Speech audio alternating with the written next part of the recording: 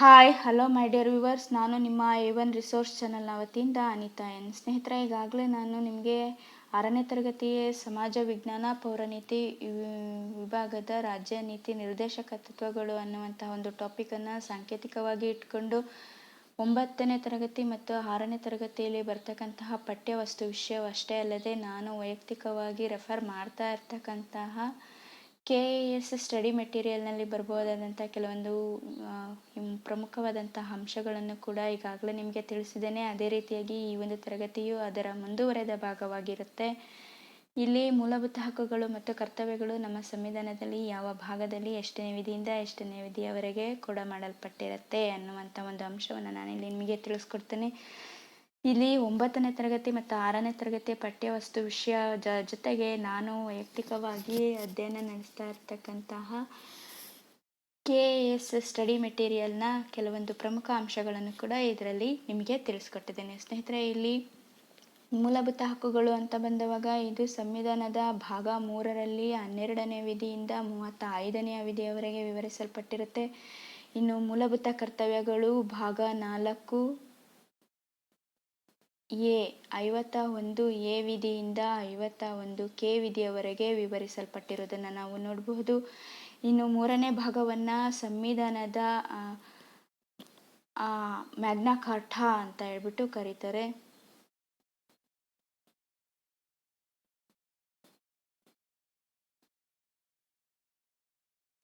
ಇನ್ನು ಮೂಲಭೂತ ಹಕ್ಕುಗಳನ್ನು ನಾವು ಅಮೆರಿಕ ಸಂಯುಕ್ತ ಸಂಸ್ಥಾನದಿಂದ ಎರವಲು ಪಡೆದುಕೊಂಡಿರ್ತೇವೆ.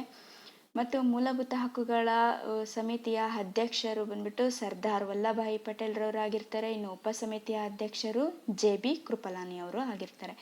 ಮೂಲಭೂತ ಹಕ್ಕುಗಳು ನ್ಯಾಯರಕ್ಷಿತವಾದವುಗಳಾಗಿದ್ದು ಇವುಗಳಿಗೆ 32ನೇ ವಿಧಿಯು ರಕ್ಷಣೆಯನ್ನು ಒದಗಿಸುತ್ತೆ.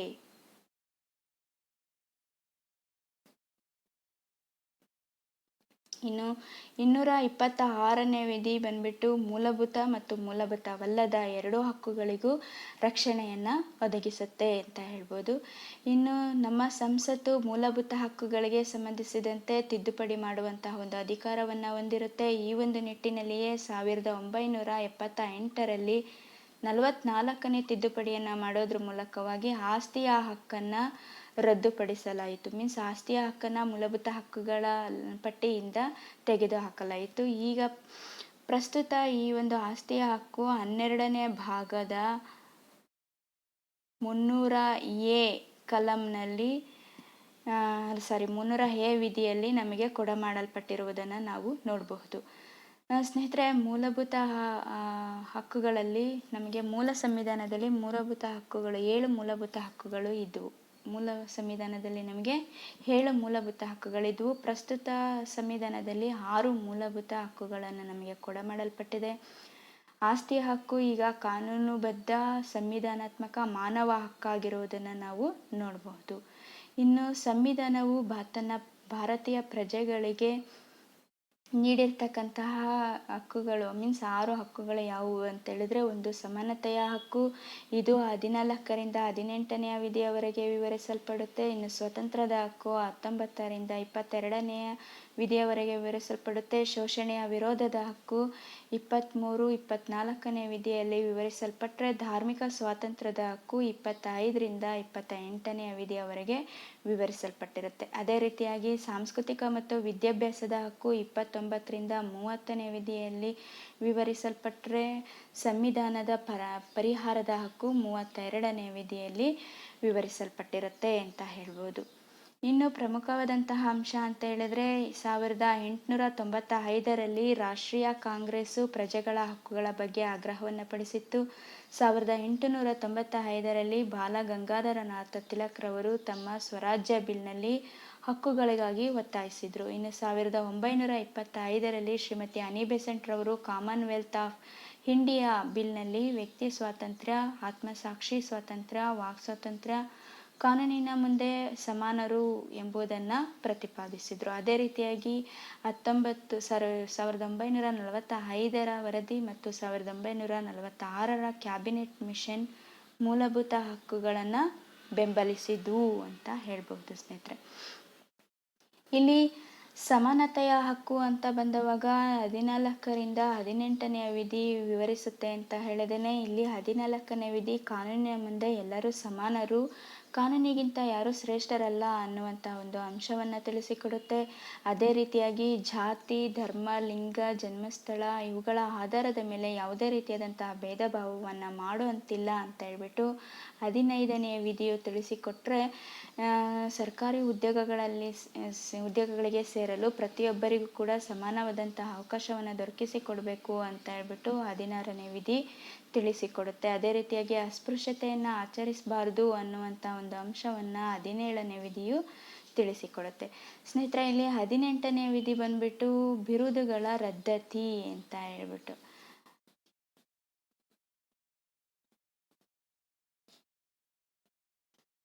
ಇಲ್ಲಿ 14ನೇ ವಿಧಿ ಬಂದ್ಬಿಟ್ಟು ಕಾನೂನಿನ ಮುಂದೆ ಎಲ್ಲರೂ ಸಮಾನರು ಅಂತ ಹೇಳುತ್ತೆ. ಈ ಒಂದು ವಿಧಿಯನ್ನು ಬ್ರಿಟನ್ ಸಂವಿಧಾನದಿಂದ ನಾವು ಎರವಲು ಪಡೆದುಕೊಂಡಿರ್ತೇವೆ.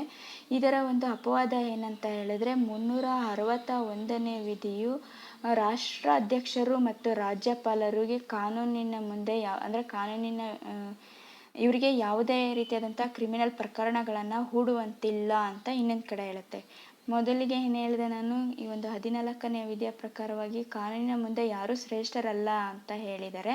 ಆದರೆ ಅದಕ್ಕೆ ಅಪವಾದ ಎಂಬಂತೆ 361ನೇ ವಿಧಿಯಲ್ಲಿ ರಾಷ್ಟ್ರಾಧ್ಯಕ್ಷರು ಮತ್ತು ರಾಜ್ಯಪಾಲರ ವಿರುದ್ಧವಾಗಿ ಯಾವುದೇ ರೀತಿಯಾದಂಥ ಕ್ರಿಮಿನಲ್ ಪ್ರಕರಣಗಳನ್ನು ಹೂಡುವಂತಿಲ್ಲ ಅಂತ ಇನ್ನೊಂದು ಕಡೆ ಹೇಳುತ್ತೆ. ಅಂದರೆ 14ನೇ ಒಂದು ವಿಧಿಗೆ 361ನೇ ವಿಧಿಯು ಅಪವಾದವಾಗಿರೋದನ್ನು ನಾವಿಲ್ಲಿ ನೋಡ್ಬೋದು. ಇನ್ನು 15ನೇ ವಿಧಿ ಜಾತಿ, ಲಿಂಗ, ಧರ್ಮ ಮತ್ತು ಜನ್ಮಸ್ಥಳ ಇವುಗಳ ಆಧಾರದ ಮೇಲೆ ಯಾವುದೇ ರೀತಿಯಾದಂತಹ ತಾರತಮ್ಯ ಮಾಡುವಂತಿಲ್ಲ ಅಂತ ನಮ್ಮ ಸಂವಿಧಾನನೇ ಹೇಳುತ್ತೆ. ಇನ್ನೊಂದು ಕಡೆ ಮಹಿಳೆ ಮತ್ತು ಮಕ್ಕಳ ಅಭಿವೃದ್ಧಿಗೆ ಮತ್ತು ಕೆಲವೊಂದು ಸಾಮಾಜಿಕ ಮತ್ತು ಶೈಕ್ಷಣಿಕವಾಗಿ ಹಿಂದುಳಿದಿರ್ತಕ್ಕಂತಹ ವರ್ಗಗಳ ಅಭ್ಯುದಯಕ್ಕಾಗಿ ರಾಜ್ಯ ಕೆಲವೊಂದು ವಿಶೇಷವಾದಂತಹ ನಿಯಮಗಳನ್ನು ರೂಪಿಸಬಹುದು ಅಂತ ಹೇಳ್ಬಿಟ್ಟು ನಮ್ಮ ಸಂವಿಧಾನನೇ ಹೇಳುತ್ತೆ. ಇದು 15ನೇ ವಿಧಿಯ ಒಂದು ಅಪವಾದವಾಗಿರೋದನ್ನು ನಾವು ನೋಡಬಹುದು. ಇನ್ನು 16ನೇ ವಿಧಿ ಬಂದ್ಬಿಟ್ಟು ಸರ್ಕಾರಿ ಉದ್ಯೋಗಕ್ಕೆ ಸೇರಲು ಪ್ರತಿಯೊಬ್ಬರಿಗೂ ಸಮಾನವಾದಂತಹ ಅವಕಾಶವನ್ನು ದೊರಕಿಸಿಕೊಟ್ಟಿದೆ.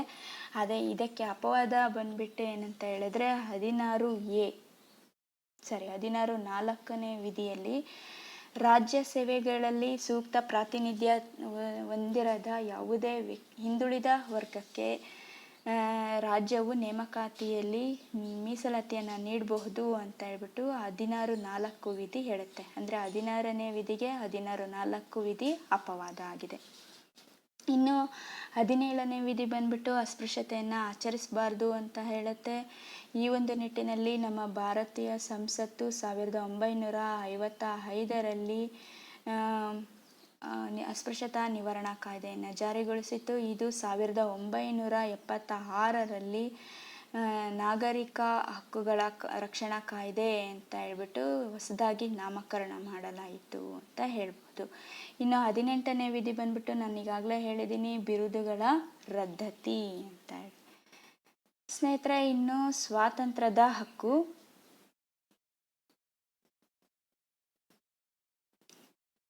ಸ್ವಾತಂತ್ರ್ಯದ ಹಕ್ಕು ಬಂದ್ಬಿಟ್ಟು 19ನೇ ವಿಧಿಯಿಂದ 22ನೇ ವಿಧಿಯವರೆಗೆ ವಿವರಿಸಲ್ಪಟ್ಟಿರುತ್ತೆ.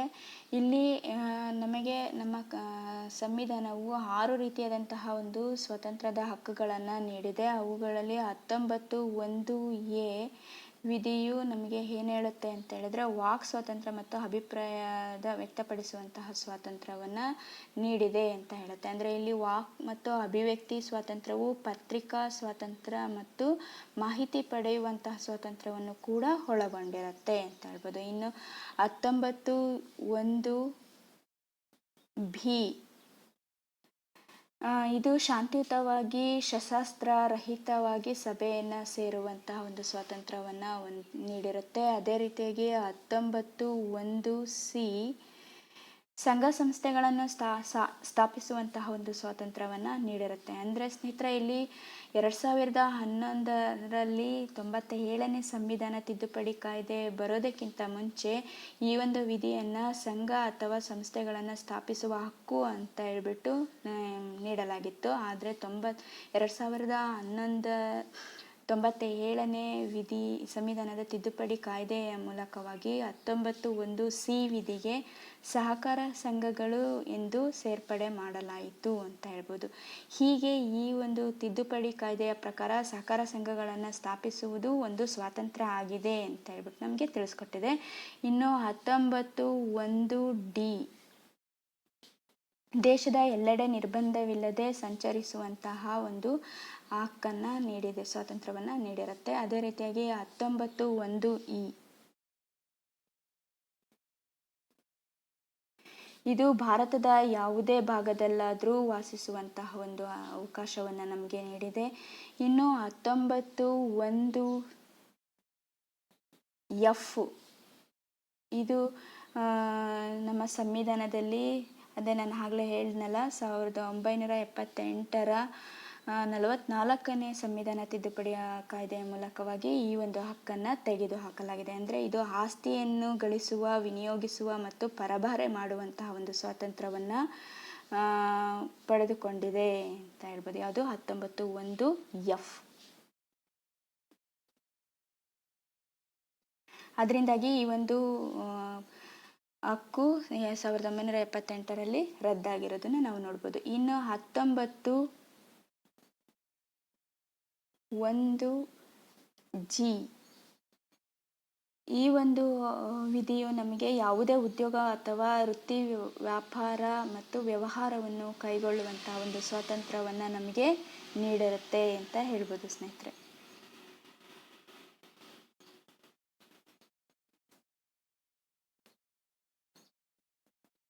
ಇನ್ನು ಸ್ವಾತಂತ್ರ್ಯದ ಹಕ್ಕಿನಲ್ಲಿ 20ನೇ ವಿಧಿ ಬಂದ್ಬಿಟ್ಟು ನಮಗೆ ನಿರಂಕುಶ ಹಾಗೂ ಅಗತ್ಯಕ್ಕಿಂತ ಹೆಚ್ಚಿನ ಶಿಕ್ಷೆಯನ್ನು ವಿಧಿಸುವುದರ ವಿರುದ್ಧ ಒಬ್ಬ ಅಪರಾಧಿಗೆ ರಕ್ಷಣೆಯನ್ನು ನೀಡುತ್ತೆ. ಯಾವುದು 20ನೇ ವಿಧಿ. ಅದೇ ರೀತಿಯಾಗಿ 21ನೇ ವಿಧಿ ಜೀವಿಸುವ ಮತ್ತು ವ್ಯಕ್ತಿ ಸ್ವಾತಂತ್ರ್ಯದ ಹಕ್ಕನ್ನು ನಮಗೆ ತಿಳಿಸಿಕೊಡುತ್ತೆ. ಜೀವಿಸುವ ಮತ್ತು ವ್ಯಕ್ತಿ ಸ್ವಾತಂತ್ರ್ಯದ ಹಕ್ಕು. ಅದೇ ರೀತಿಯಾಗಿ ಇಲ್ಲಿ ಮತ್ತೆ ಇನ್ನೊಂದೇನು ಹೇಳ್ಬೋದು ಅಂತ ಹೇಳಿದ್ರೆ 21(A) ವಿಧಿ. ಈಗಾಗಲೇ ನಾನು ನಿಮಗೆ ಲಾಸ್ಟ್ ತರಗತಿಯಲ್ಲಿ ತಿಳಿಸ್ಕೊಟ್ಟಿದ್ದೇನೆ ಇದ್ರ ಬಗ್ಗೆ. 21(A) ವಿಧಿಯು 6ರಿಂದ 14 ವರ್ಷದ ವಯಸ್ಸಿನ ಮಕ್ಕಳಿಗೆ ಉಚಿತ ಮತ್ತು ಕಡ್ಡಾಯ ಶಿಕ್ಷಣ ನೀಡತಕ್ಕದ್ದು ಅಂತ ಹೇಳುತ್ತೆ. ಈ ಒಂದು ವಿಧಿಯ ಪ್ರಕಾರ ಮೂಲಭೂತ ಶಿಕ್ಷಣವನ್ನು ಪಡೆಯುವುದು 6ರಿಂದ 12ನೇ ವರ್ಷದ ಒಳಗಿನ ಮಕ್ಕಳ ಮೂಲಭೂತ ಹಕ್ಕಾಗಿದೆ ಅಂತ ಹೇಳಿಬಿಟ್ಟು 86ನೇ ಸಂವಿಧಾನ ತಿದ್ದುಪಡಿ ಕಾಯ್ದೆಯ ಮೂಲಕ ಭಾರತ ಸಂವಿಧಾನಕ್ಕೆ ಸೇರ್ಪಡೆ ಮಾಡಲಾಯಿತು. ಶಿಕ್ಷಣದ ಹಕ್ಕು ಕಾಯ್ದೆ ಮೀನ್ಸ್ RTE 2009 ರೂಪಿಸಲಾಯಿತು. ಆದರೆ 2010ರಲ್ಲಿ ಈ ಒಂದು ಕಾಯ್ದೆಯನ್ನು ಜಾರಿಗೆ ತರಲಾಯಿತು ಅಂತ ಹೇಳ್ಬೋದು. ಇನ್ನು 21 ಕಾಯ್ದೆ ಮುಗಿಯಿತು. ಇನ್ನು 22ನೇ ವಿಧಿ. ಇದು ಅಕ್ರಮ ಬಂಧನಗಳು ಮತ್ತು ಸೆರೆವಾಸದ ವಿರುದ್ಧ ರಕ್ಷಣೆಯನ್ನು ನೀಡುತ್ತೆ ಅಂತ ಹೇಳ್ಬೋದು ಸ್ನೇಹಿತರೆ.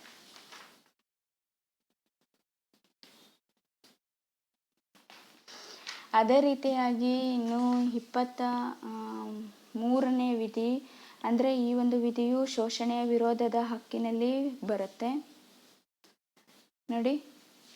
ಶೋಷಣೆಯ ವಿರೋಧದ ಹಕ್ಕು ಇದು 23 ಮತ್ತು 24ನೇ ವಿಧಿಯಲ್ಲಿ ವಿವರಿಸಲ್ಪಡುತ್ತೆ.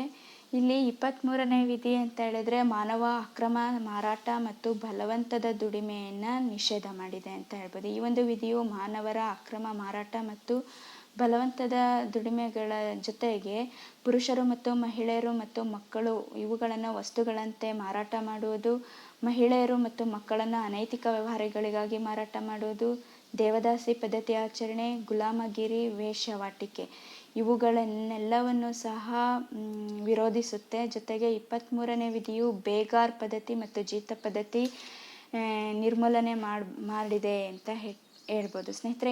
ಈ ಒಂದು ಅಂಶಗಳಿಗೆ ಸಂಬಂಧಿಸಿದಂತೆ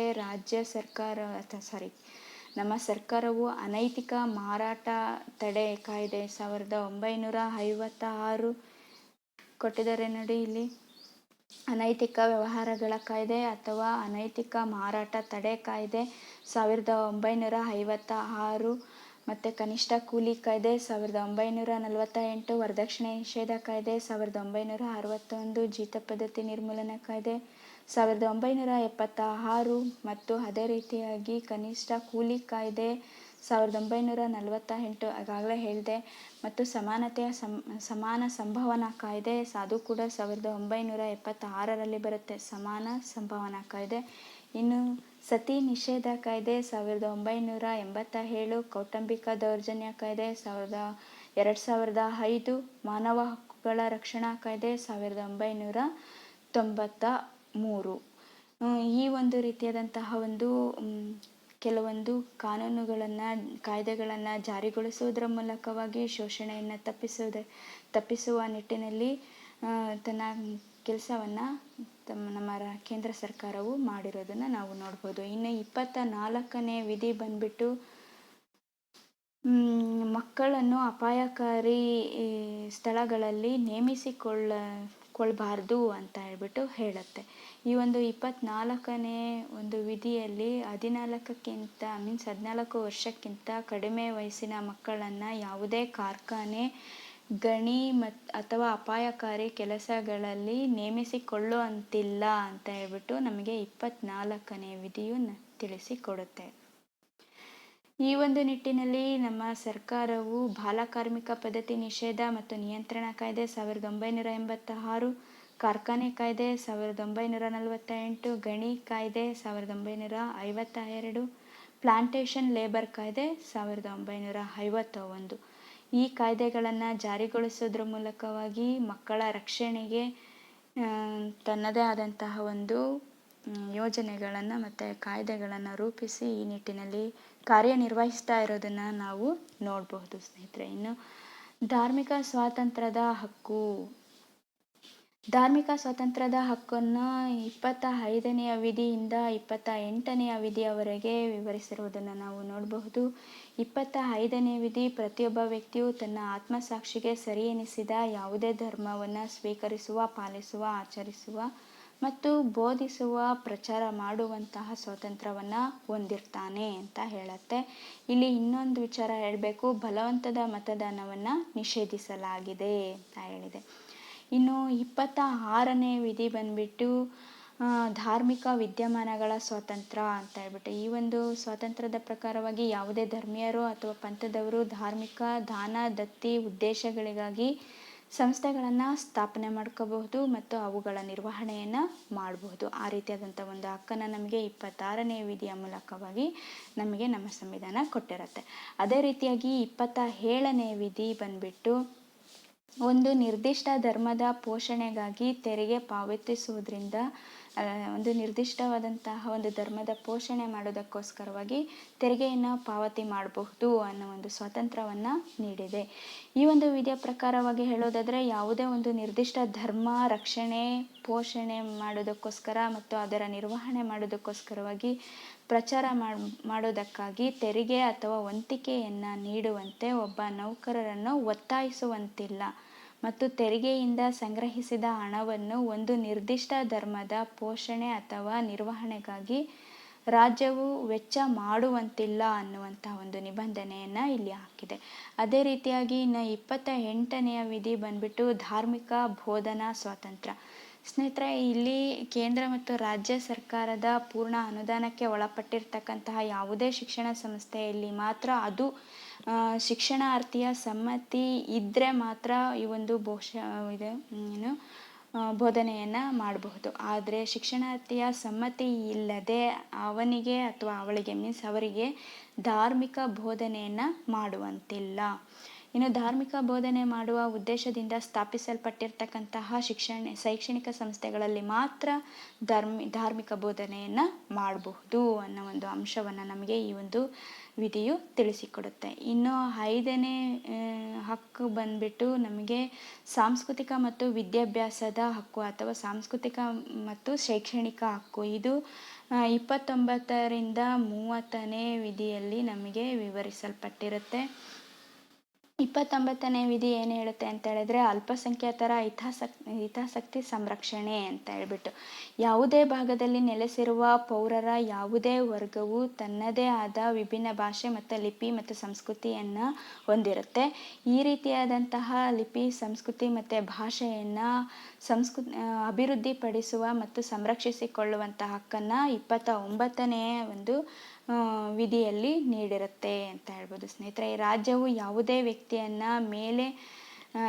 ಮೇಲೆ ಅನ್ಯ ಸಂಸ್ಕೃತಿಯನ್ನು ಒತ್ತಾಯಪೂರ್ವಕವಾಗಿ ಹೇರುವಂತಿಲ್ಲ ಅಂತ ಹೇಳ್ಬಿಟ್ಟು 29ನೇ ಒಂದು ವಿಧಿಯು ನಮಗೆ ತಿಳಿಸಿಕೊಡುತ್ತೆ. ಇನ್ನು 30ನೇ ವಿಧಿಯು ಶೈಕ್ಷಣಿಕ ಸಂಸ್ಥೆಗಳನ್ನು ಸ್ಥಾಪಿಸುವ ಮತ್ತು ನಿರ್ವಹಿಸುವಂತಹ ಅಲ್ಪಸಂಖ್ಯಾತರ ಹಕ್ಕು ಅಂತ ಇದನ್ನು ಅವರಿಗೆ ನೀಡಿದೆ. ಯಾವುದು? 30ನೇ ವಿಧಿ. ಈ ಒಂದು ವಿಧಿಯ ಪ್ರಕಾರವಾಗಿ ಹೇಳೋದಾದರೆ, ಧಾರ್ಮಿಕ ಮತ್ತು ಭಾಷಾ ಅಲ್ಪಸಂಖ್ಯಾತರು ತಮ್ಮದೇ ಆದಂತಹ ಶೈಕ್ಷಣಿಕ ಸಂಸ್ಥೆಗಳನ್ನು ಸ್ಥಾಪಿಸುವ ಮತ್ತು ಅವುಗಳ ಆಡಳಿತ ನಿರ್ವಹಿಸುವಂಥ ಹಕ್ಕನ್ನು ಹೊಂದಿರ್ತಾರೆ.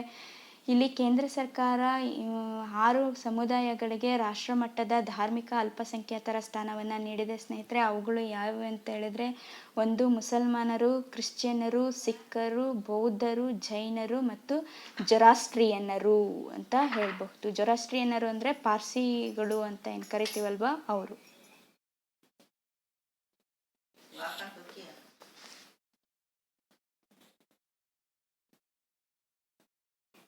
ಇನ್ನು ಸಂವಿಧಾನಾತ್ಮಕ ಪರಿಹಾರ ಹಕ್ಕು, ಇದು 6ನೇ ಒಂದು ಹಕ್ಕಾಗಿದೆ ಅಂತ ಹೇಳ್ಬೋದು ಸ್ನೇಹಿತರೆ. ಇದರಲ್ಲಿ ಬಂದಿರತಕ್ಕಂತಹ ಎಲ್ಲ ಅಂಶಗಳನ್ನು ನಾನು ಈಗಾಗಲೇ ನಿಮಗೆ ಹೇಳಿದ್ದೀನಿ. ಅದಕ್ಕೆ ಮುಂದಿನ ಒಂದು ಹಕ್ಕಿನ ವಿವರಣೆಗೆ ಹೋಗ್ತಾ ಇದ್ದೇನೆ.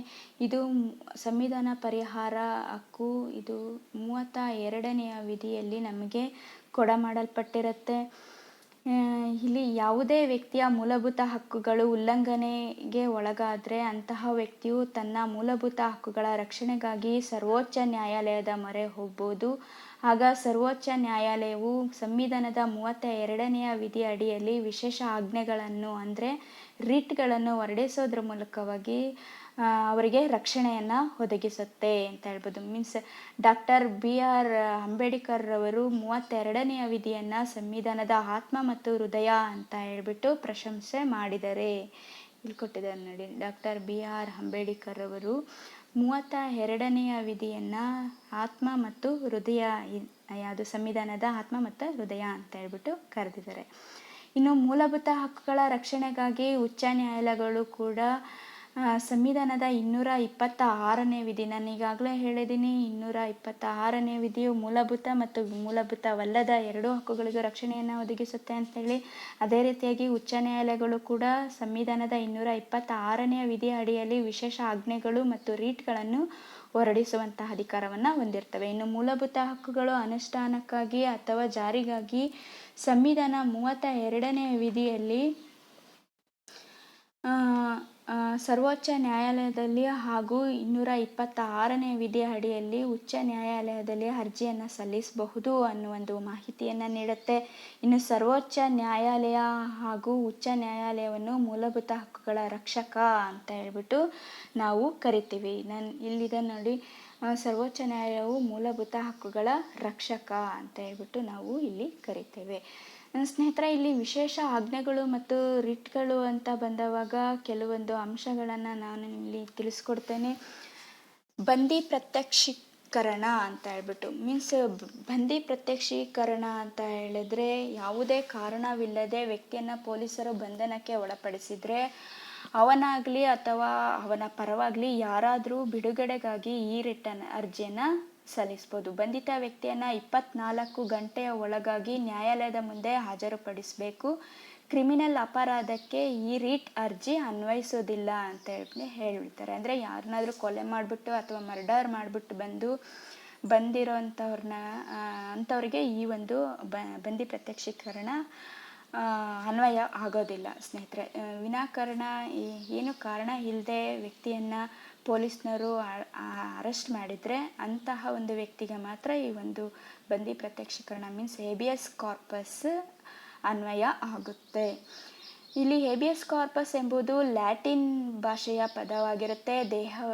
ದೇಹವನ್ನು ಹಾಜರುಪಡಿಸೋ ಅಥವಾ ಆಸಾಮಿಯನ್ನು ಹಾಜರುಪಡಿಸು ಅಂತ ಒಂದು ಅಂಶವನ್ನು ಇಲ್ಲಿ ಈ ಒಂದು ಹೇಬಿಯಸ್ ಕಾರ್ಪಸ್ ಅನ್ನೋ ಒಂದು ಪದ ಅರ್ಥವನ್ನು ಕೊಡುತ್ತೆ. ಮೀನ್ಸ್ ಆಸಾಮಿ ಅಂತ ಹೇಳಿದ್ರೆ ವ್ಯಕ್ತಿ ಅಲ್ವಾ. ಸೊ ಇವು ಲ್ಯಾಟಿನ್ ಭಾಷೆಯ ಪದ ಇವು ಆಗಿದೆ ಅಂತ ಹೇಳ್ಬೋದು. ಇನ್ನು ಬಂಧನಕ್ಕೆ ಒಳಗಾದ ವ್ಯಕ್ತಿಯನ್ನು 24 ಗಂಟೆ ಒಳಗಾಗಿ ನ್ಯಾಯಾಲಯಕ್ಕೆ ಹಾಜರುಪಡಿಸಬೇಕು.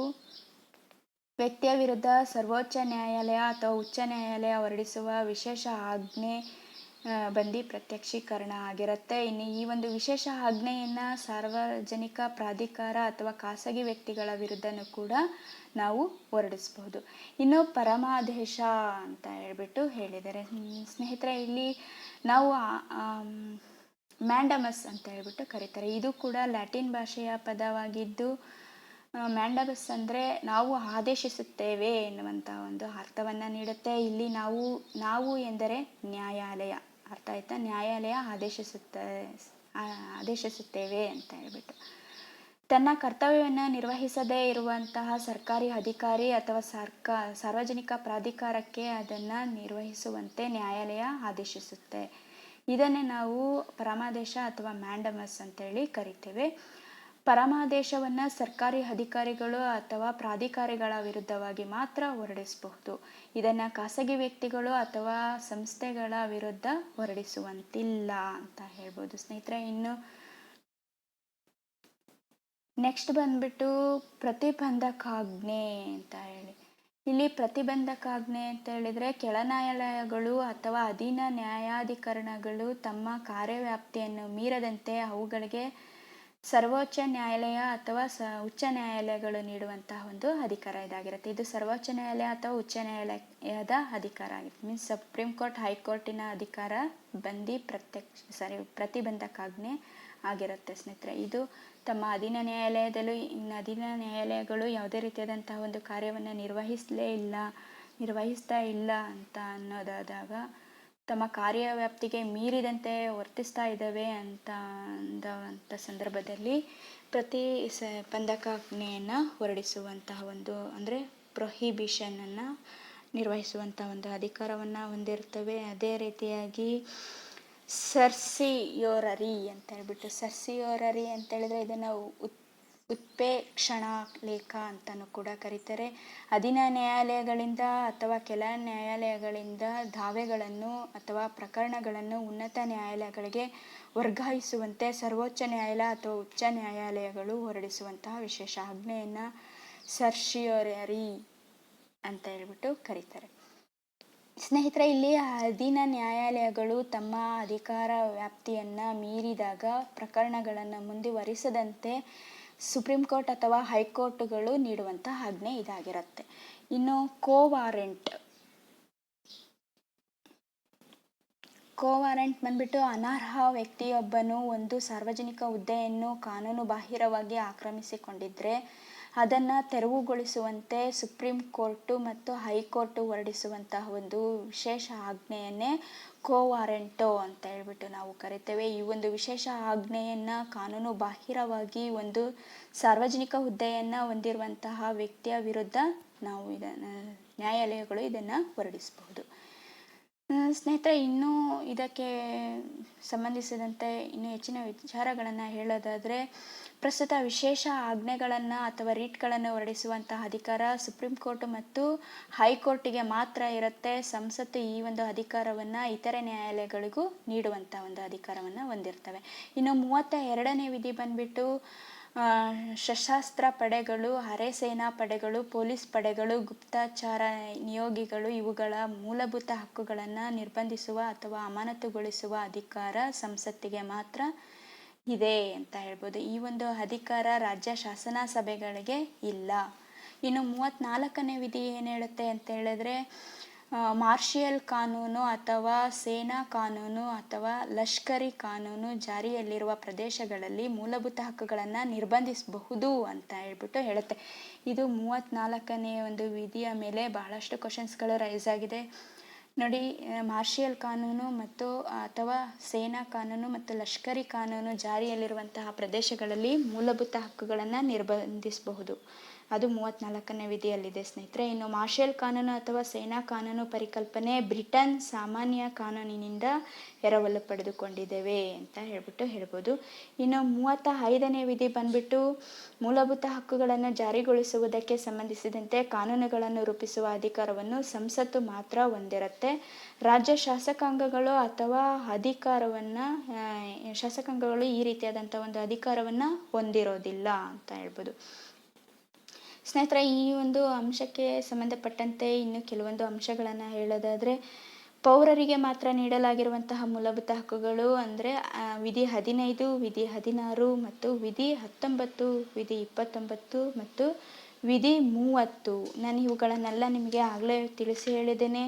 ಜಸ್ಟ್ ಹೈಲೈಟ್ಸನ್ನಷ್ಟೇ ಹೇಳ್ತಾ ಇದ್ದೇನೆ. ಇನ್ನು ಪೌರರಿಗೆ ಮತ್ತು ವಿದೇಶಿಯರಿಗೆ ನೀಡಲಾಗಿರ್ತಕ್ಕಂತಹ ಮೂಲಭೂತ ಹಕ್ಕುಗಳು ಅಂತ ಹೇಳಿದ್ರೆ ವಿಧಿ 14, ವಿಧಿ 17 ಮತ್ತು ವಿಧಿ 18, ವಿಧಿ 20 ಮತ್ತು 21, 21A, ವಿಧಿ 22, 23 ಮತ್ತು ವಿಧಿ 24. ಇವುಗಳ ಜೊತೆಗೆ ವಿಧಿ 25, ವಿಧಿ 26, 27, 28 ಮೀನ್ಸ್ ಧಾರ್ಮಿಕ ಸ್ವಾತಂತ್ರ್ಯದ ಹಕ್ಕುಗಳನ್ನು ಏನು ಒಳಗೊಂಡಿದೆ ಅಲ್ವಾ ಆ ಒಂದು ಹಕ್ಕುಗಳು. ಮತ್ತು ಇನ್ನು ವಿಧಿ 32 ಮೀನ್ಸ್ ಸಂವಿಧಾನದ ಪರಿಹಾರ ಹಕ್ಕು. ಇಷ್ಟು ಹಕ್ಕುಗಳನ್ನು ವಿದೇಶಿಯರಿಗೆ ಮತ್ತು ಪೌರರಿಗೂ ಇಬ್ಬರಿಗೂ ಕೂಡ ನೀಡಿರುವಂತಹ ಮೂಲಭೂತ ಹಕ್ಕುಗಳಾಗಿದೆ ಅಂತ ಹೇಳ್ಬೋದು. ಸ್ನೇಹಿತರೆ, ಇಲ್ಲಿ ಇನ್ನೂ ಮುಂದುವರೆದು ಹೇಳೋದಾದರೆ ಮೂಲಭೂತ ಕರ್ತವ್ಯಗಳು.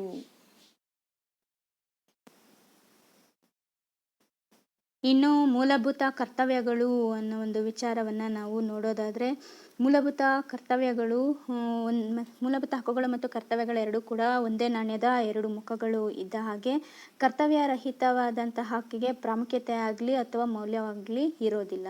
ಇನ್ನು ಸಂವಿಧಾನಕ್ಕೆ 42ನೇ ತಿದ್ದುಪಡಿ ಮಾಡೋದ್ರ ಮೂಲಕವಾಗಿ 4A ಭಾಗ 51A ವಿಧಿಯಲ್ಲಿ 10 ಮೂಲಭೂತ ಕರ್ತವ್ಯಗಳನ್ನು ಸೇರಿಸಲಾಯಿತು.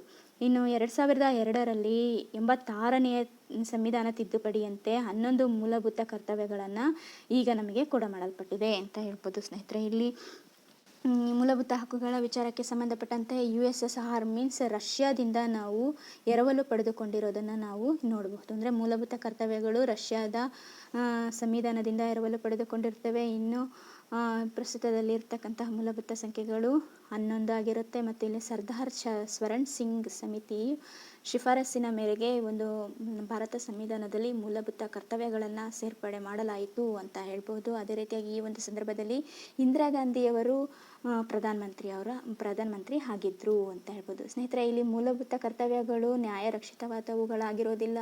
ಅಂದರೆ ಇವುಗಳನ್ನು ಯಾವ ನ್ಯಾಯಾಲಯಗಳು ಕೂಡ ಯಾವ ನ್ಯಾಯಾಲಯದ ಮೂಲಕವೂ ಇವು ಅನುಷ್ಠಾನಕ್ಕೆ ಬಂದಿರೋದಿಲ್ಲ. ಮತ್ತು ಇದು ರಾಷ್ಟ್ರೀಯ ಗೌರವ ಅಪಮಾನಗಳ ತಡೆ ಕಾಯ್ದೆ ಮೀನ್ಸ್ 1971 ಇದರ ಒಂದು ಅಡಿಯಲ್ಲಿ ಸಂವಿಧಾನದ ರಾಷ್ಟ್ರಧ್ವಜ ಮತ್ತು ರಾಷ್ಟ್ರಗೀತೆಗೆ ಗೌರವ ನೀಡದಿದ್ದರೆ ಅಥವಾ ಅಪಮಾನವಾದರೆ ಅಂತಹ ಒಂದು ವ್ಯಕ್ತಿಗೆ ಮತ್ತು ಆ ಒಂದು ಸಿಚುವೇಶನ್ಗೆ ಕಾರಣವಾದಂಥವ್ರನ್ನ ಶಿಕ್ಷೆಗೆ ಗುರಿ ಮಾಡಬಹುದು ಅಂತ ಹೇಳ್ಬೋದು. ಇನ್ನು ಕೆಲವು ಮೂಲಭೂತ ಕರ್ತವ್ಯಗಳನ್ನು ಅನುಷ್ಠಾನಗೊಳಿಸಲು ಅಸ್ತಿತ್ವದಲ್ಲಿರುವಂತಹ ಕಾನೂನಿನ ಉಪಬಂಧಗಳನ್ನು ಗುರುತಿಸಿದ ಸಮಿತಿ ನ್ಯಾಯಮೂರ್ತಿ JS ವರ್ಮಾ ಸಮಿತಿಯಾಗಿರುತ್ತೆ ಅಂತ ಹೇಳ್ಬೋದು. ಸ್ನೇಹಿತರೆ, ಇಲ್ಲಿ ಭಾರತ ಸಂವಿಧಾನದ ಭಾಗ 4A ಭಾಗದಲ್ಲಿರುವಂತಹ 51A ವಿಧಿಯ ಅಡಿಯಲ್ಲಿ 51A ವಿಧಿಯಿಂದ 51K ವಿಧಿಯವರೆಗೆ ಸುಮಾರು 11 ಮೂಲಭೂತ ಕರ್ತವ್ಯಗಳು ಇದ್ದು ಅವುಗಳನ್ನು ನಾನು ಈಗ ನಿಮಗೆ ಯಾವ ವಿಧಿಯ ಅಡಿಯಲ್ಲಿ ಬರುತ್ತೆ ಅಂತ ತಿಳಿಸ್ಕೊಡ್ತೇನೆ. ಮೀನ್ಸ್ ಇಲ್ಲಿ ನಮ್ಮ ಸಂವಿಧಾನ ರಾಷ್ಟ್ರಧ್ವಜ ಮತ್ತು ರಾಷ್ಟ್ರಗೀತೆಯನ್ನು ಗೌರವಿಸುವುದು ಇದು 51ನೇ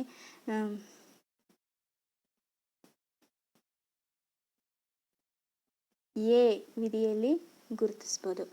ಅದೇ ರೀತಿಯಾಗಿ ಸ್ವತಂತ್ರ ಚಳುವಳಿಯ ಉದಾತ್ತ ಆದರ್ಶಗಳನ್ನು ಪಾಲಿಸುವುದು ಇದು 51ನೇ B ವಿಧಿಯಲ್ಲಿ ಕಂಡುಬರುತ್ತೆ. ಇನ್ನು ಭಾರತದ ಸಾರ್ವಭೌಮತೆ, ಏಕತೆ, ಸಮಗ್ರತೆಯನ್ನು ಕಾಪಾಡುವುದು ಮತ್ತು ರಕ್ಷಿಸುವುದು 51C ವಿಧಿಯ ಅಡಿಯಲ್ಲಿ ಕಂಡುಬರುತ್ತೆ ಸ್ನೇಹಿತರೆ. ಇನ್ನು ಅಗತ್ಯ ಬಂದಾಗ ರಾಷ್ಟ್ರವನ್ನು ರಕ್ಷಿಸಿ ದೇಶದ ಸೇವೆಯನ್ನು ಮಾಡುವಂತಹ ಒಂದು ಅಂಶ 51Dಯಲ್ಲಿ ಕಂಡುಬರುತ್ತೆ.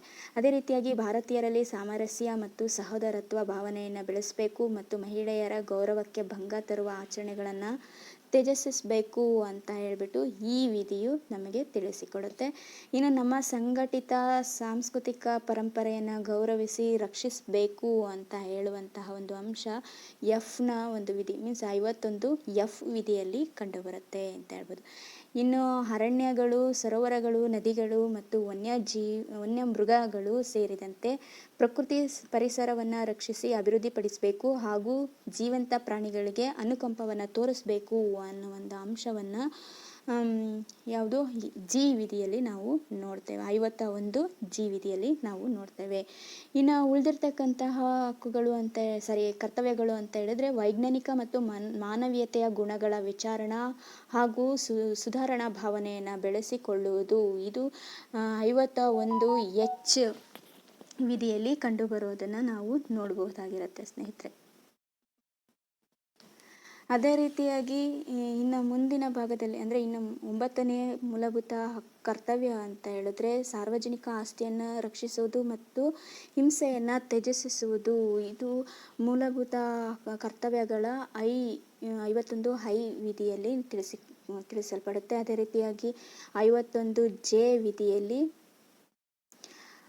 ವೈಯಕ್ತಿಕ ಮತ್ತು ಸಾಮೂಹಿಕ ಚಟುವಟಿಕೆಗಳಲ್ಲಿ ಪ್ರಾವೀಣ್ಯತೆಯನ್ನು ಪ್ರದರ್ಶಿಸಿ ರಾಷ್ಟ್ರದ ಪ್ರಗತಿಗೆ ಶ್ರಮಿಸಬೇಕು ಅಂತ ಹೇಳ್ಬಿಟ್ಟು ಹೇಳುತ್ತೆ. ಇನ್ನು 51K ವಿಧಿ ಎಲ್ಲ ತಂದೆ ತಾಯಿಗಳು ಅಥವಾ ಪಾಲಕರು 6ರಿಂದ 14 ವರ್ಷ ವಯಸ್ಸಿನ ಮಕ್ಕಳಿಗೆ ಶಿಕ್ಷಣವನ್ನು ಪಡೆಯೋದಕ್ಕೆ ಅವಕಾಶವನ್ನು ನೀಡತಕ್ಕದ್ದು. ಈ ಒಂದು ಕರ್ತವ್ಯವನ್ನು 2002ರ 86ನೇ ಸಂವಿಧಾನ ತಿದ್ದುಪಡಿ ಕಾಯ್ದೆಯ ಮೂಲಕವಾಗಿ ಸೇರ್ಪಡೆ ಮಾಡಲಾಗಿದೆ ಅಂತ ಹೇಳಬಹುದು. ಸ್ನೇಹಿತರೆ, ಇನ್ನೂ ಅಂದರೆ ಮೂಲಭೂತ ಹಕ್ಕುಗಳಿಗಿರುವಂತೆ ಕರ್ತವ್ಯಗಳಿಗೆ ನ್ಯಾಯಾಲಯದಲ್ಲಿ ರಕ್ಷಣೆ ಇರೋದಿಲ್ಲ. ನಾನು ಈಗಾಗಲೇ ಹೇಳಿದೆ, ಕರ್ತವ್ಯಗಳನ್ನು ಉಲ್ಲಂಘಿಸಿದವರಿಗೆ ಸಾಮಾನ್ಯ ಕಾನೂನಿನ ಅನ್ವಯ ಶಿಕ್ಷೆಯನ್ನು ವಿಧಿಸಲಾಗುತ್ತೆ. ಇದುವರೆಗೂ ನಾನು ನಿಮಗೆ ಮೂಲಭೂತ ಹಕ್ಕುಗಳು ಮತ್ತು ಕರ್ತವ್ಯಗಳು ಅನ್ನುವಂಥ ಒಂದು ಅಂಶವನ್ನು ಸವಿವರವಾಗಿ ತಿಳಿಸಿಕೊಟ್ಟಿರ್ತೇನೆ ಸ್ನೇಹಿತರೆ. ಆ ಒಂದು ಯಾವ ವಿಧಿಗಳಲ್ಲಿ ನಮ್ಮ ಭಾರತೀಯ ಪ್ರಜೆಗಳು ಯಾವ ರೀತಿಯಾದಂತಹ ಒಂದು ಅನುಕೂಲತೆಗಳನ್ನು ಮತ್ತು ಸ್ವತಂತ್ರಗಳನ್ನು ಪಡೆದುಕೊಂಡಿದ್ದಾರೆ ಅನ್ನುವಂಥ ಒಂದು ಅಂಶವನ್ನು ನಾನು ಈ ಒಂದು ತರಗತಿಯಲ್ಲಿ ತಿಳಿಸ್ಕೊಟ್ಟಿದ್ದೇನೆ. ಇನ್ನು ಇದರ ಮೇಲೆ ಯಾವ ರೀತಿಯಾದಂತಹ ಒಂದು ಕ್ವಶನ್ಸ್ಗಳು ರೈಸ್ ಆಗುತ್ತೆ ಅನ್ನೋದನ್ನು ತಿಳಿಸ್ಕೊಡ್ತೇನೆ. ಇಲ್ಲಿ ಸಂವಿಧಾನದ ಯಾವ ವಿಧಿಯ ಅಡಿಯಲ್ಲಿ ಒಬ್ಬ ವ್ಯಕ್ತಿ ಮೂಲಭೂತ ಹಕ್ಕುಗಳ ಉಲ್ಲಂಘನೆಯಾದಲ್ಲಿ ನೇರವಾಗಿ ಸರ್ವೋಚ್ಚ ನ್ಯಾಯಾಲಯಕ್ಕೆ ಮೊರೆ ಹೋಗ್ಬೋದು ಅಂತ ಹೇಳ್ಬಿಟ್ಟು ಕೇಳಬಹುದು. ಇದರಲ್ಲಿ 32ನೇ ವಿಧಿ ಅಂತ ಹೇಳ್ಬೋದು ಸ್ನೇಹಿತರೆ. 32ನೇ ವಿಧಿ ನಾನೇನು ಹೇಳಿದ್ದೀನಿ, ಮೂಲಭೂತ ಹಕ್ಕುಗಳಿಗೆ ರಕ್ಷಣೆಯನ್ನು ಒದಗಿಸುತ್ತೆ ಅಂತ ಹೇಳಿದ್ದೀನಿ. ಅಂದರೆ ಮೂಲಭೂತ ಹಕ್ಕುಗಳ ಉಲ್ಲಂಘನೆಯಾದರೆ ನಾವು 32ನೇ ವಿಧಿಯ ಮೂಲಕವಾಗಿ ಸರ್ವೋಚ್ಚ ನ್ಯಾಯಾಲಯಕ್ಕೆ ಮೊರೆಯನ್ನು ಸಲ್ಲಿಸಬಹುದು. ಅದೇ ರೀತಿಯಾಗಿ ಸಂವಿಧಾನದಲ್ಲಿ ಶಿಕ್ಷಣದ ಹಕ್ಕನ್ನು ಹೊಸ ಆರ್ಟಿಕಲ್ 21A ಇದನ್ನು ಸೇರಿಸಿದ ತಿದ್ದುಪಡಿ ಯಾವುದು ಅಂತ ಕೇಳ್ತಾರೆ. ನಾನು ಅದನ್ನು ಪದೇ ಹೇಳ್ತಾನೆ ಬಂದಿದ್ದೀನಿ. ಯಾವುದು ತಿದ್ದುಪಡಿ ಅಂದರೆ 86ನೇ ತಿದ್ದುಪಡಿ ಮೂಲಕವಾಗಿ 21A ವಿಧಿಯನ್ನು ಸೇರ್ಪಡೆಯನ್ನು ಮಾಡಲಾಯಿತು ಅಂತ ಹೇಳ್ಬೋದು. ಇನ್ನು ಈ ರಿಟ್ಗಳಲ್ಲಿ ಯಾವುದು ಅಕ್ಷರಶಃ ನಾವು ಆದೇಶಿಸುತ್ತೇವೆ ಎಂದು ಅರ್ಥವನ್ನು ಕೊಡುತ್ತೆ ಅಂತ ಕೇಳಿದರು. ನಾನು ಈ ಒಂದು ಅಂಶವನ್ನು ಯಾವುದರಲ್ಲಿ ಮ್ಯಾಂಡಮಸ್ಸು, ಬಂದಿ ಪ್ರತ್ಯಕ್ಷೀಕರಣ ಇವುಗಳನ್ನು ವಿವರಿಸುವಂಥ ಸಂದರ್ಭದಲ್ಲಿ ಹೇಳಿದ್ದೆ. ನಾವು ಆದೇಶಿಸುತ್ತೇವೆ ಅನ್ನುವಂಥ ಒಂದು ಪದ ಲ್ಯಾಟಿನ್ ಭಾಷೆಯ ಪದವಾಗಿದ್ದು ಮ್ಯಾಂಡಮಸ್ನಲ್ಲಿ ಬರುತ್ತೆ ಅಂತ ಹೇಳ್ಬೋದು. ಅಂದರೆ ಮ್ಯಾಂಡಮಸ್ ಅಂತ ಹೇಳಿದ್ರೆ ನಾವು ಆದೇಶಿಸುತ್ತೇವೆ ಅನ್ನುವಂಥ ಅರ್ಥವನ್ನು ಕೊಡುತ್ತೆ. ಇನ್ನು ಈ ಕೆಳಗಿನ ಯಾವುದು ಕೋರ್ಟ್ನಲ್ಲಿ ನ್ಯಾಯರಕ್ಷಿತವಾದದ್ದು ಅಂತ ಹೇಳ್ಬಿಟ್ಟು ರಾಜ್ಯ ನಿರ್ದೇಶಕ ತತ್ವಗಳು ಮತ್ತು ಮೂಲಭೂತ ಹಕ್ಕುಗಳು, ಮೂಲಭೂತ ಕರ್ತವ್ಯಗಳು ಹಾಗೂ ಇವುಗಳು ಯಾವುದೂ ಅಲ್ಲ ಅಂತೇಳಿ 4 ಆಪ್ಷನ್ ಕೇಳ್ತಾರೆ. ಆವಾಗ ನಾವು ಅದರಲ್ಲಿ ಮೂಲಭೂತ ಹಕ್ಕುಗಳು ಇದಕ್ಕೆ ಆನ್ಸರ್ ಆಗಿರುತ್ತೆ. ಯಾಕಂತ ಹೇಳಿದರೆ ಕೋರ್ಟ್ನಲ್ಲಿ ನ್ಯಾಯರಕ್ಷಿತವಾದವುಗಳು ಮೂಲಭೂತ ಹಕ್ಕುಗಳು ಆಗಿರ್ತವೆ. ಇನ್ನು ಯಾವ ರಿಟ್ ಅರ್ಜಿಯು ವೈಯಕ್ತಿಕ ಸ್ವಾತಂತ್ರ್ಯಕ್ಕೆ ಸಂಬಂಧಿಸಿದೆ ಅಂತ ಕೇಳ್ತಾರೆ ಸ್ನೇಹಿತರೆ. ಈ ಒಂದು ಅಂಶವನ್ನು ನಾನು ನಿಮಗೆ ತಿಳಿಸ್ಕೊಟ್ಟಿದ್ದೆ. ಹೇಬಿಯಸ್ ಕಾರ್ಪಸ್ಸು ವೈಯಕ್ತಿಕ ಸ್ವಾತಂತ್ರ್ಯಕ್ಕೆ ಸಂಬಂಧಿಸಿದಂತಹ ಒಂದು ರಿಟ್ ಅರ್ಜಿ ಆಗಿರುತ್ತೆ. ಇನ್ನು ಸಂವಿಧಾನಿಕ ಪರಿಹಾರಗಳ ಕಾನೂನು ಇದರ ಅಡಿಯಲ್ಲಿ ಬರುತ್ತೆ ಅಂತಂದರೆ ರಾಜನಿರ್ದೇಶಕ ತತ್ವಗಳು, ಮೂಲಭೂತ ಹಕ್ಕುಗಳು, ಮೂಲಭೂತ ಕರ್ತವ್ಯಗಳು ಮತ್ತು ಸಂವಿಧಾನದ 300 ಕಲಂನಲ್ಲಿ ಅಂತ ಕೇಳಿದ್ದಾರೆ. ಅಂದರೆ ಇಲ್ಲಿ ಸಂವಿಧಾನಿಕ ಪರಿಹಾರಗಳ ಹಕ್ಕು ಮೂಲಭೂತ ಹಕ್ಕುಗಳ ಅಡಿಯಲ್ಲಿ ಬರುತ್ತೆ ಅಂತ ಹೇಳ್ಬೋದು. ಸ್ನೇಹಿತರೆ, ಈ ರೀತಿಯಾಗಿ ಈ ಒಂದು ಮೂಲಭೂತ ಹಕ್ಕುಗಳಲ್ಲಿ ಒಂದು ಮೇಲೆ ಕ್ವಶನ್ಗಳು ರೈಸ್ ಆಗುತ್ತೆ. ಅದೇ ರೀತಿಯಾಗಿ ಭಾರತದಲ್ಲಿ ಪತ್ರಿಕಾ ಸ್ವಾತಂತ್ರ್ಯವು ಯಾವ ಒಂದು ಅಂಶಗಳ ಮೇಲೆ ಕೊಡಮಾಡಲ್ಪಟ್ಟಿರುತ್ತೆ ಅಂತ ಕೇಳಿದರೆ, ಅಭಿವ್ಯಕ್ತಿ ಸ್ವಾತಂತ್ರ್ಯದ ಹಕ್ಕಿನಲ್ಲಿ ಸೂಚಿಸಲ್ಪಡುತ್ತೆ ಅಂತ ಹೇಳ್ಬೋದು. ಅಭಿವ್ಯಕ್ತಿ ಸ್ವಾತಂತ್ರ್ಯ ನಾನು ಈಗಾಗಲೇ ನಿಮಗೆ ಹೇಳಿದ್ದೀನಿ. ಯಾವುದರಲ್ಲಿ ಸ್ವಾತಂತ್ರ್ಯದ ಹಕ್ಕುಗಳಲ್ಲಿ ಬರುವಂತಹದ್ದು ಅಭಿವ್ಯಕ್ತಿ ಮತ್ತು ಸ್ವಾತಂತ್ರ್ಯ ಅಂತ ಹೇಳ್ಬಿಟ್ಟು, ವಾಕ್ ಮತ್ತು ಅಭಿವ್ಯಕ್ತಿ ಸ್ವಾತಂತ್ರ್ಯ 19(1)(a) ನಲ್ಲಿ ಬರುತ್ತೆ. ಇನ್ನು ಸಶಸ್ತ್ರ ಬಲಗಳ ಮೂಲಭೂತ ಹಕ್ಕುಗಳನ್ನು ಮೊಟಕುಗೊಳಿಸುವುದಕ್ಕೆ ಸಂಬಂಧಿಸಿದ ಸಂವಿಧಾನದ ವಿಧಿ ಯಾವುದು ಅಂತ ಕೇಳ್ತಾರೆ. ಆಗ ಸಂವಿಧಾನದ 33ನೇ ವಿಧಿಯು ಸಶಸ್ತ್ರ ಬಲಗಳ ಮೂಲಭೂತ ಹಕ್ಕುಗಳನ್ನು ಮೊಟಕುಗೊಳಿಸುವುದಕ್ಕೆ ಸಂಬಂಧಿಸಿದೆ ಅಂತ ಹೇಳ್ಬೋದು.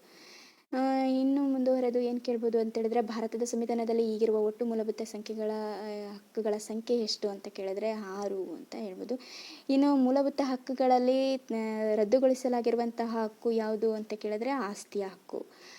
ಈಗ ಮತ್ತೆ ಇನ್ನೊಂದು ಅದೇ ಮುಂದುವರೆದ ಭಾಗವಾಗಿ ಕೇಳೋದಾದರೆ, ಭಾರತದ ಸಂವಿಧಾನದ ಎಷ್ಟನೇ ವಿಧಿಯಲ್ಲಿ ಪತ್ರಿಕಾ ಸ್ವಾತಂತ್ರ್ಯ ಧ್ವನಿತವಾಗಿದೆ ಅಂತ ಕೇಳ್ತಾರೆ ಸ್ನೇಹಿತರೆ. ಇದು ನಾನು ಹೇಳಿದ್ದೀನಿ, ಪತ್ರಿಕಾ ಸ್ವಾತಂತ್ರ್ಯ ಎಷ್ಟನೇ ಅಂದರೆ ಸ್ವಾತಂತ್ರ್ಯದ ಹಕ್ಕುಗಳಲ್ಲಿ ಬರುತ್ತೆ. 19ನೇ ವಿಧಿಯಲ್ಲಿ ಇದು ಬರುತ್ತೆ ಅಂತ ಹೇಳ್ಬೋದು. ಮತ್ತು ಅದೇ ರೀತಿಯಾಗಿ ಸಂವಿಧಾನ ಪರಿಹಾರ ಹಕ್ಕನ್ನು ಈ ವಿಧಿಯಲ್ಲಿ ಅಳವಡಿಸಲಾಗಿದೆ. ಮೀನ್ಸ್ 32ನೇ ವಿಧಿಯಲ್ಲಿ ಅಳವಡಿಸಲಾಗಿದೆ. ಇಷ್ಟೇ ಅಲ್ಲ, ಅಮೆರಿಕದ ಮೂಲಭೂತ ಹಕ್ಕುಗಳ ಭಾಗವನ್ನು ಯಾವ ಸಂವಿಧಾನದಿಂದ ನಾವು ಎರವಲು ಪಡೆದಿದ್ದೇವೆ ಅಂತ ಹೇಳಿದ್ರೆ, ಅಮೆರಿಕ ಸಂಯುಕ್ತ ಸಂಸ್ಥಾನದ ಹಕ್ಕುಗಳ ಪಟ್ಟಿಯಿಂದ ನಾವು ಎರವಲು ಪಡೆದುಕೊಂಡಿದ್ದೇವೆ.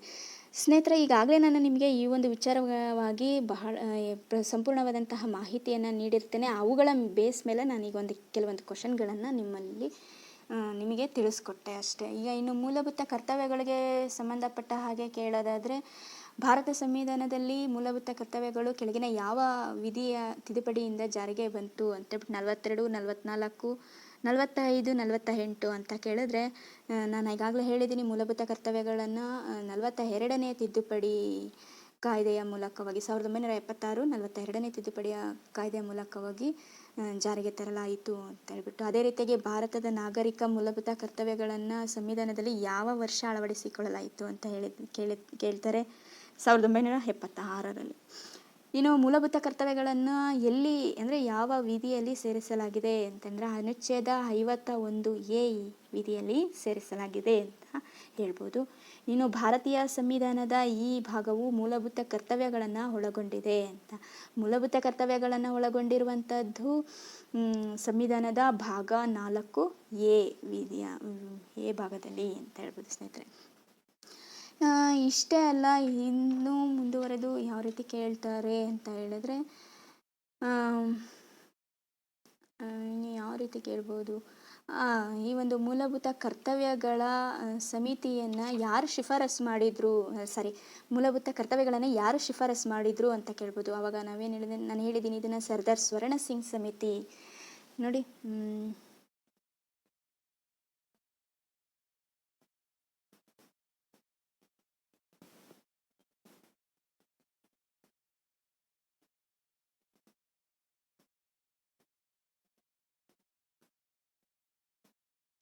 ಸರ್ದಾರ್ ಸ್ವರ್ಣ ಸಿಂಗ್ ಸಮಿತಿಯು ಶಿಫಾರಸು ಮಾಡಿದ್ರಿಂದಾಗಿ ಸಂವಿಧಾನಕ್ಕೆ ಮೂಲಭೂತ ಕರ್ತವ್ಯಗಳನ್ನು ಸೇರ್ಪಡೆ ಮಾಡಲಾಯಿತು. ಆ ಒಂದು ಸಂದರ್ಭದಲ್ಲಿ ಪ್ರಧಾನಿಯಾಗಿದ್ದವರು ಯಾರು ಅಂತ ಕೇಳಿದ್ರೆ ಶ್ರೀಮತಿ ಇಂದಿರಾ ಗಾಂಧಿ ಅವರು ಆ ಟೈಮಲ್ಲಿ ಪ್ರಧಾನಮಂತ್ರಿ ಆಗಿದ್ದರು.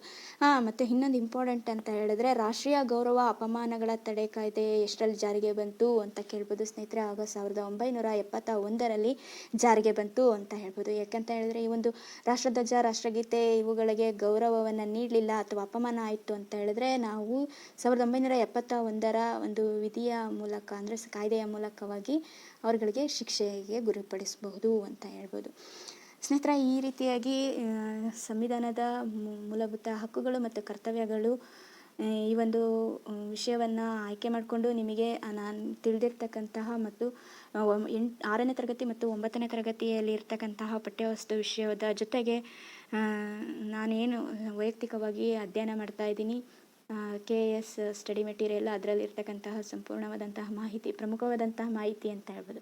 ಪ್ರಮುಖವಾದಂತಹ ಮಾಹಿತಿಯನ್ನು ನಿಮಗೆ ನಾನು ಈ ಒಂದು ತರಗತಿಯಲ್ಲಿ ತಿಳಿಸಿರ್ತೇನೆ. ಈ ಒಂದು ತರಗತಿ ನಿಮಗೆ ಇಷ್ಟ ಆಗಿತ್ತಂತ ಹೇಳಿದರೆ ಸಬ್ಸ್ಕ್ರೈಬ್ ಮಾಡಿ, ಲೈಕ್ ಮಾಡಿ, ಶೇರ್ ಮಾಡಿ, ಕಮೆಂಟ್ ಮಾಡಿ. Thanks for watching. ಹಾಗೆ ಬೆಲ್ ಬಟನನ್ನು ಟಚ್ ಮಾಡೋದನ್ನು ಮರಿಬೇಡಿ. Thank you.